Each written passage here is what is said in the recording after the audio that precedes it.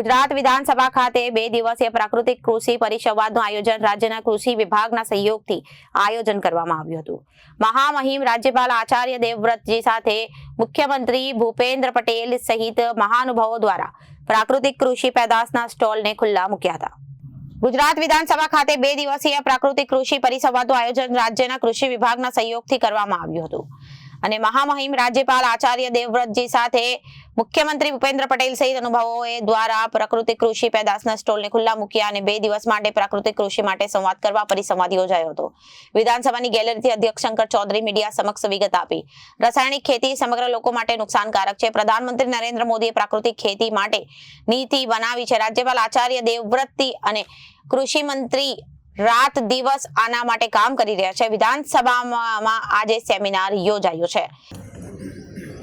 રાસાયણિક ખાતર અને જંતુનાશક દવાઓને કારણે જે ઝેર ખેતીના પાકો સુધી પહોંચે છે તે મનુષ્યના શરીર સુધી પહોંચે છે। તે શાકભાજી, ફળ કે અનાજ કે કઠોળ, આ બધી બાબતોની અંદર પ્રાકૃતિક પદ્ધતિથી જો કૃષિ થાય તો માનવતા માટે, પૂરા વિશ્વ માટે એક આશીર્વાદરૂપ સાબિત થાય।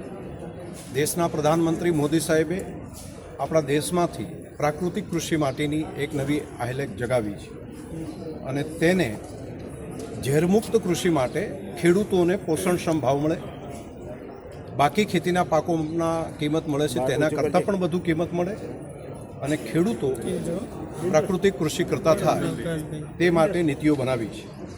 પરંતુ જાગૃતતા વધુ આવે તે માટે હજુ વધારે પ્રયત્ન કરવાની જરૂર છે। આપણા ગવર્નર આચાર્ય દેવવ્રતજી જેમણે એક મિશન તરીકે આ કામને હાથ ઉપર લીધું છે, ખેડૂતોની અંદર ઘણી બધી જાગૃતતા આવી છે। આપણા કૃષિ મંત્રી શ્રી જીતુભાઈ વાઘાણીજી અને તેમનો ડિપાર્ટમેન્ટ રાત દિવસ આના માટે મહેનત કરી રહ્યો છે, પરંતુ ખેડૂતો સિવાય પણ બાકીના લોકોની પણ આ જવાબદારી છે।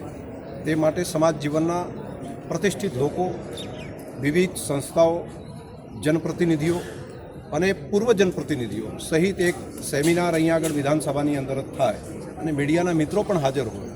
આ એક જાગૃતતાનું કામ છે, આપણા સૌનું કામ છે, માનવતાનું કામ છે અને પૂરા વિશ્વને દિશા આપવાનું કામ છે। તો આપણે સૌ સાથે મળીને આ કામની અંદર જોડાય। મીડિયાના મિત્રોનો સહયોગ આમાં ખૂબ આ કામને નવી ગતિ આપશે, નવી દિશા આપશે અને આ માનવતાના કામમાં આપણે બધા જોડાઈએ। વિધાનસભાનું સૌભાગ્ય છે કે આજે કૃષિ વિભાગે આ કાર્યક્રમને ખૂબ સારી રીતે ઇનિશિયેટિવ લીધું અને આ કામને વિધાનસભાના માધ્યમથી જન જન સુધી પહોંચાડવાનો પ્રયત્ન અમે કરી રહ્યા છીએ। બ્યુરો રિપોર્ટ, જન આદેશ ન્યૂઝ।